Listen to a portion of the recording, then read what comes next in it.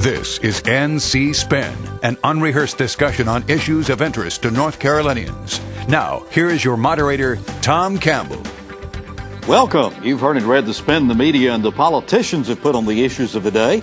To get the correct spin on what's going on in North Carolina, let's introduce you to our panel of experts. They include former Representative Connie Wilson, Chris Fitzsimon from NC Policy Watch, John Hood from the John Locke Foundation, and political consultant Brad Crone.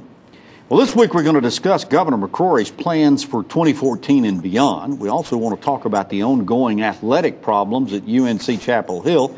And if there's time left, we'll talk a little bit about the 2014 elections, but we want to make sure that we close the show by asking our panel to tell us something we don't know. Let's get started.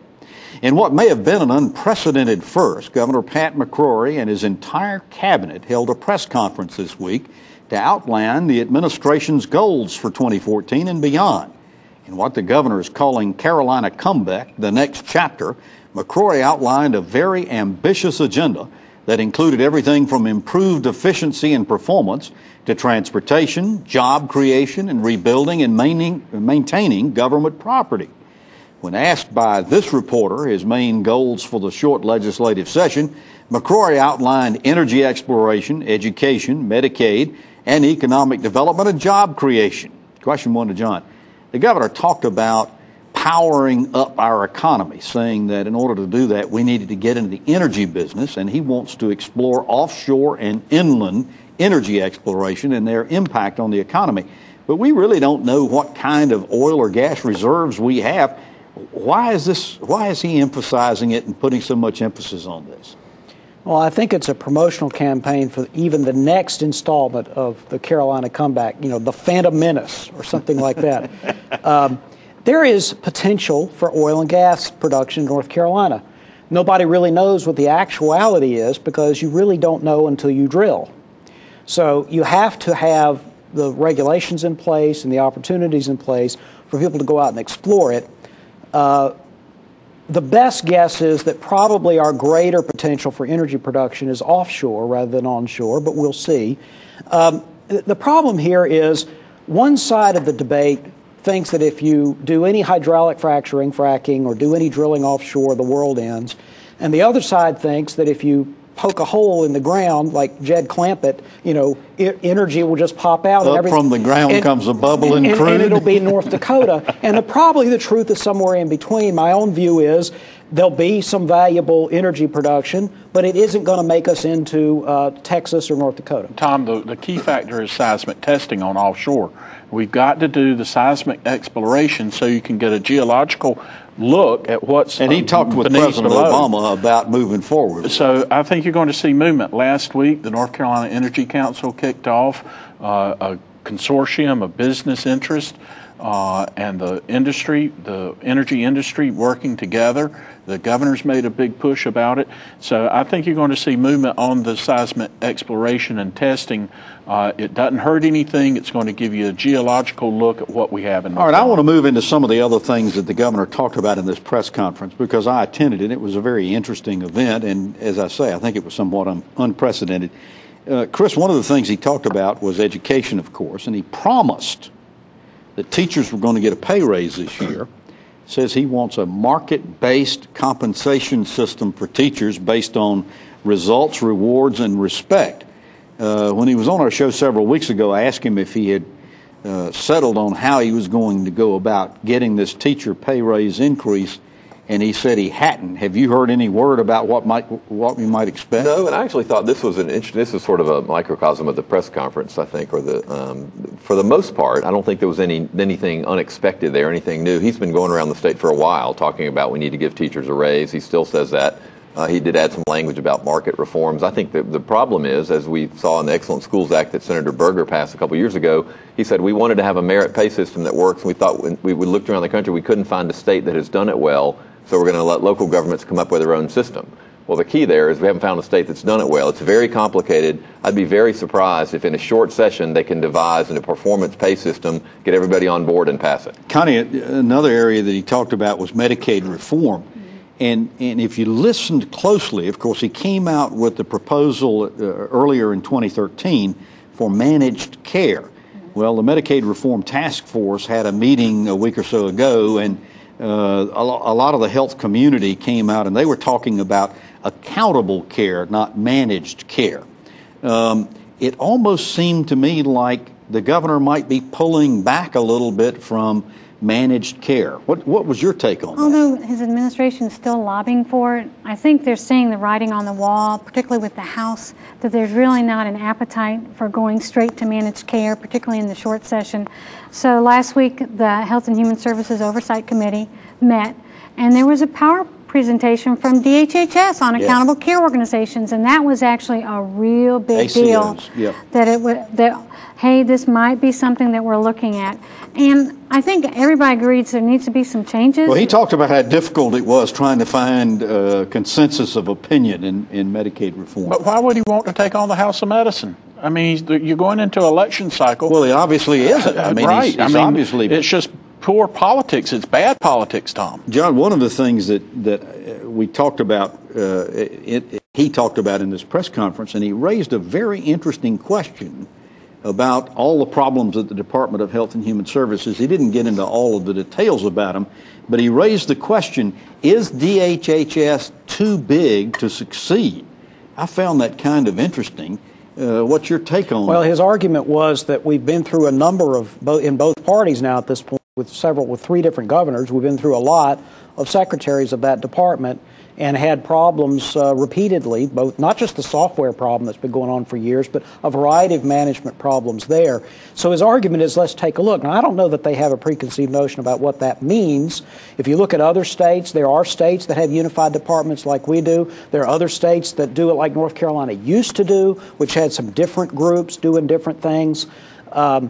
I think opening the door to discussion is wise. This is a $17 billion a year enterprise. But let's be clear about this. This is just a question about span of control and management. All these different functions are going to be done by somebody. And Representative Nelson Dollar already said he's a little worried because all these things are related. You can't take mental health out and put it separately. You can't have Medicaid be separate if it's working with mental health. And I think the accountable care organization we need is DHHS needs to be accountable. I mean, that would be a good place to start, given the history of that for a year. What they had in the budget last year was a provision that the governor's office wanted called NC Gear, where they're going to look at government efficiency. So that's rolling along, and our Pope, the budget director, is in charge of that. So I think it's all going to be playing together. All right, we're going to come back and talk some more about this after this break. But we announced several weeks ago viewers in Charlotte can now watch NC Spin on Time Warner Cable.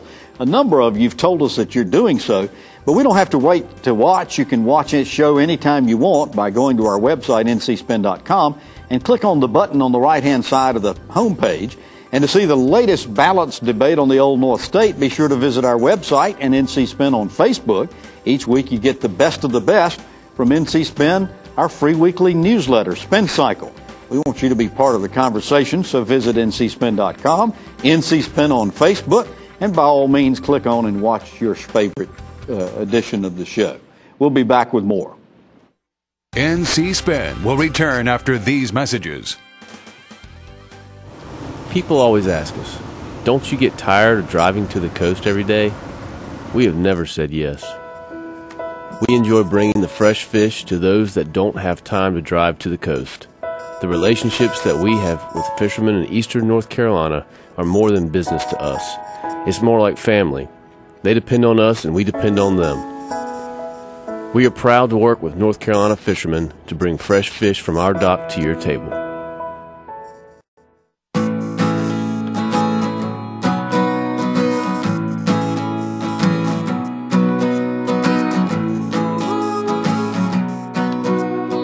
The best part about being a member of a TouchTone Energy cooperative is that it's your TouchTone Energy cooperative.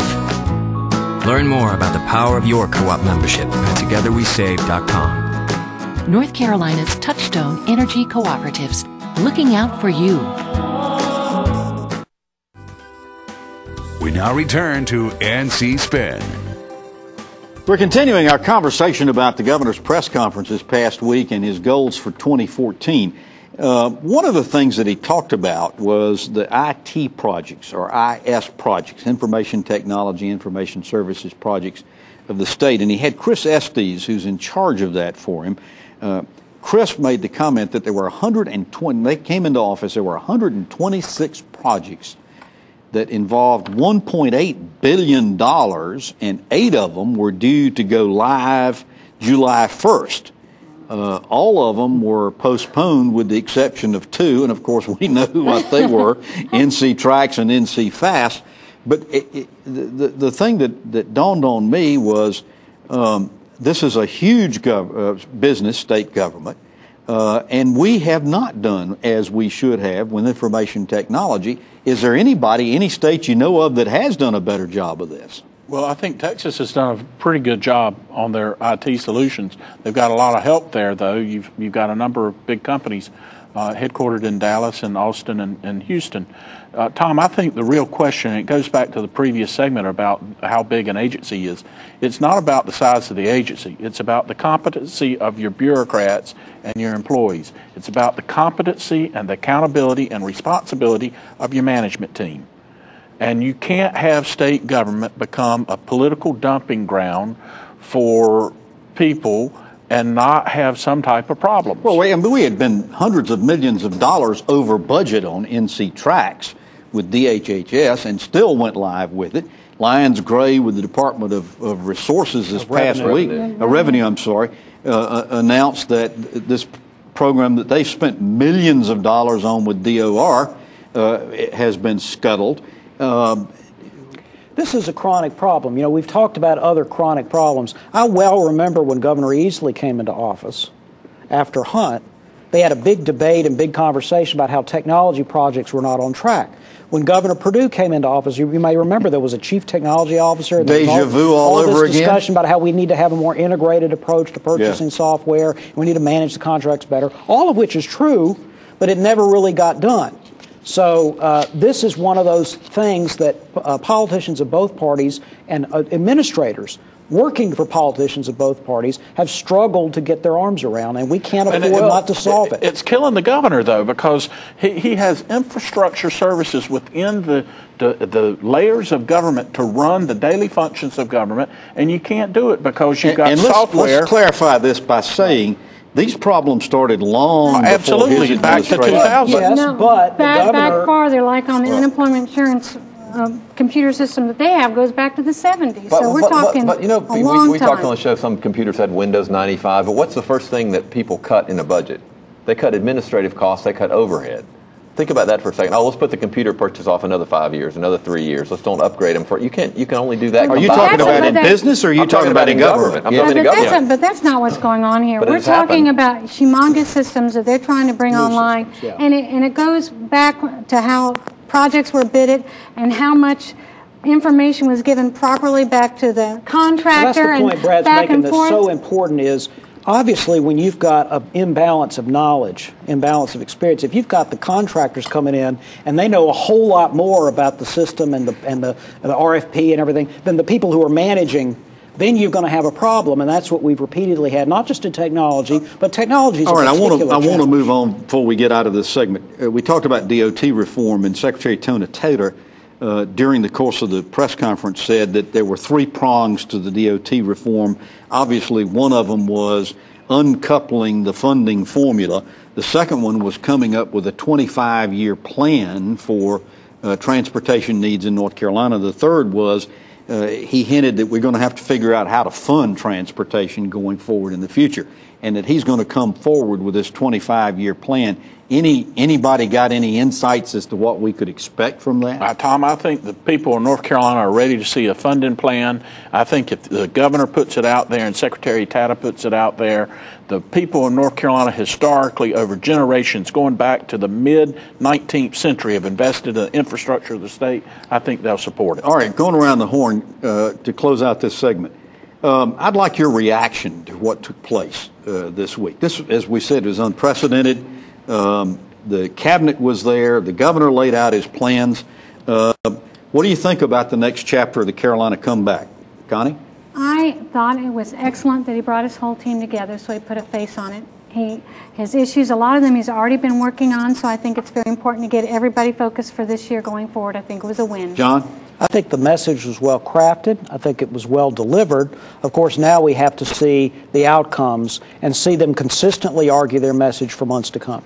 Brad? Tom, I think it was a good reset button for the governor. The optics were excellent. It allows him to establish the leadership position that he needs to. He walked into a hornet's nest last year. This allows him to set the agenda. Chris? I wasn't quite as thrilled. I thought it was fine. I thought it was a good idea to do it. He only took, 5 or 6 questions. One of the things will be, will the governor be more accessible this year to the media? Will he answer more questions? Will we have more of these, or is this the only one we're going to see? I think that's a big question. All right, after these messages, we're going to talk about the continuation of the UNC controversy. NC Spin will return after these messages. You trust your family physician to care for you and your family. We treasure that trust and are committed to providing the best care possible for all North Carolinians. It's time for Medicaid reform, but not without input from North Carolina's family physicians. Medicaid reform will impact health care for all of us. Tell state leaders you want your physician involved. We need Medicaid reform that's good for North Carolina. To sign our petition of support, visit rnchealthcare.com. Join business, policy, and education leaders from across North Carolina at the 29th Annual Emerging Issues Forum on February 10th and 11th at the Raleigh Convention Center. Teachers in the Great Economic Debate will be a forum you don't want to miss. Register at emergingissues.org. We now return to NC Spin.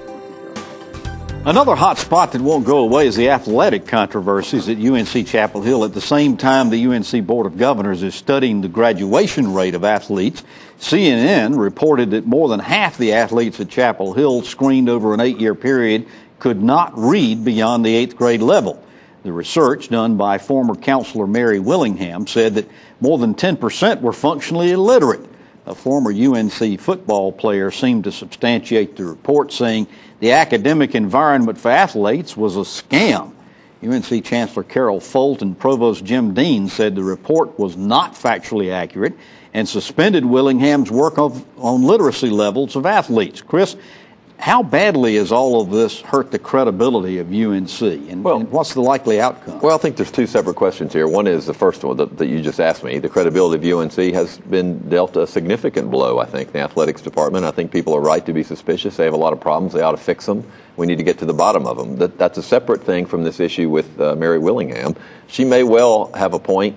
But when you do research, before you have it peer reviewed, before you talk about it, before you vet it with your allies, you don't go on, or your colleagues, you don't go on CNN and start the ball rolling that way. I think there are some questions about the way she conducted the research, but those are all been lost now because she went on CNN and now it's all the university's trying to silence her. I don't know if that's true or not, but I think we have to be a little careful. There's serious problems at UNC, but to jump on every single thing and say, "Oh my gosh, this shows the entire thing is rotten." Yeah, but the other side of it is to essentially come forward and say, Brad, that UNC doesn't have problems with these athletes. That sounds like stonewalling. Well, and it does, and the best thing for the university to do is to look forward, not try and look back, because they continue to step into a big mud puddle when they look back. They need to admit the problem and say, here are the steps that were taken to correct the problem. I was interested, John, in the lawsuit that these athletes have entered into against the NCAA. Mm-hmm. Essentially what they're saying is, hey, look, we're unpaid workers in this field. Multi-millions of dollars of money are being made off of our likenesses, off of our jerseys and so forth like that.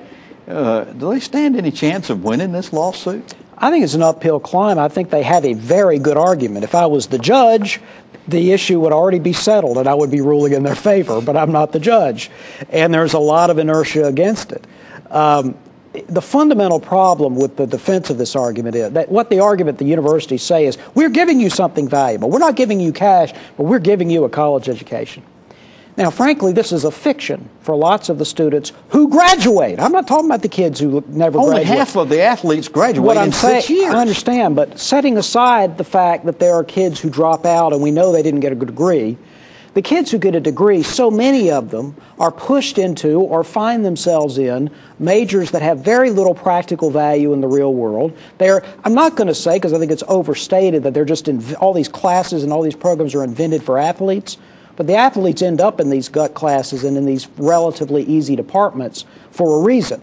And so I think it is false to suggest that giving a student who really wasn't prepared for college a meaningless degree as a form of compensation to be an unpaid worker for what amounts to a professional sports league is abusive. So I agree with them about that, but whether they win or not is a different question. Connie, I can't help but go back and remember back in 1988, our friend, the late Bill Friday, with the Night Commission, came out, and he was so prescient. He told us we were going to have these very same kinds of problems that we seem to be encountering now. Has this horse left the barn? Is there any way in the world we're ever going to be able to solve big-time college athletics? No, it's never going to change. Like you're not going to be able to get rid of cell phones.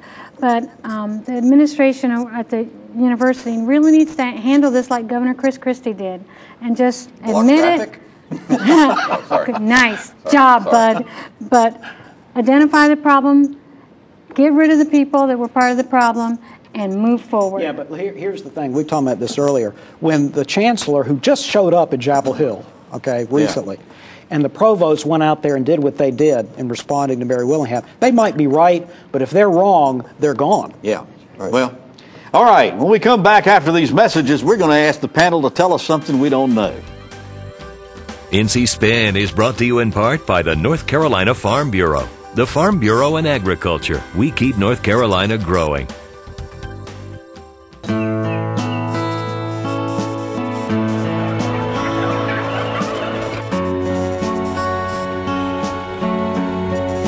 It's true. Farming is different than it was 50 years ago. We know consumers have questions about how our food is grown today.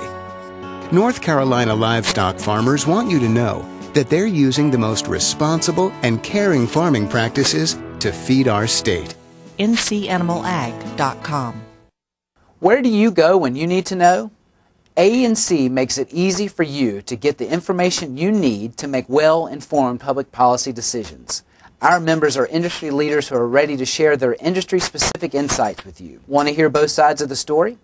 A&C members can tell you. Just use the A&C member directory as your guide or call us directly. A&C members have the knowledge, expertise, and perspective you need to create public policies that are good for North Carolina. We are ready for your call. We now return to NC Spin. One of the best parts of our show and the topic that we keep hearing people talk to us about as they encounter us on the street or in church or whatever is this segment called Tell Us Something We Don't Know.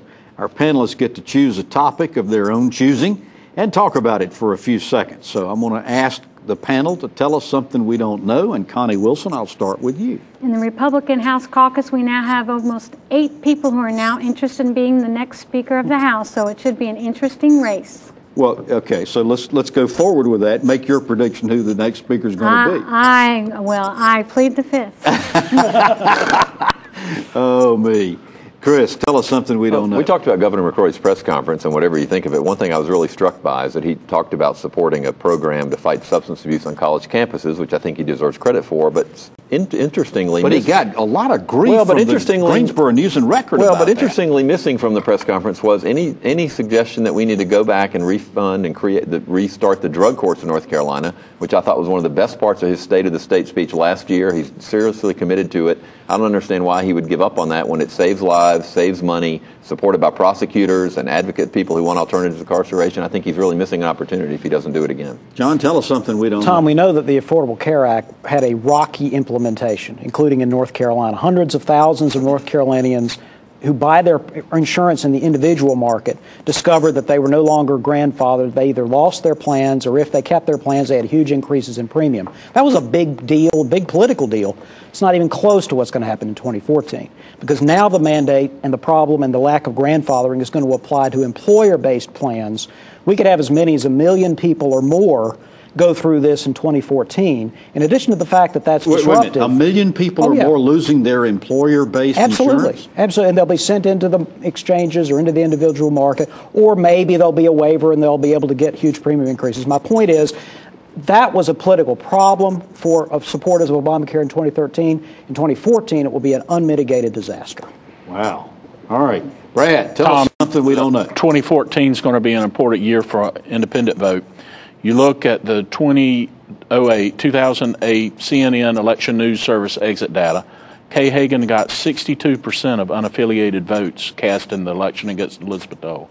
Public policy polling last week, their crosstabs showing Kay Hagan 31% support level with unaffiliated voters. Wow. It's a huge drop. She's got a problem. All right, well, you've heard our spin on the issues of the day. To stay informed all during the week, give your feedback, read our column, visit our website, ncspin.com, or catch us in NC Spin on Facebook. Next week, we're going to discuss several lawsuits currently active in our state, so be sure to tune in for that. Until then, stay informed and watch out for the spin. Join us next week and get the spin on issues facing our state.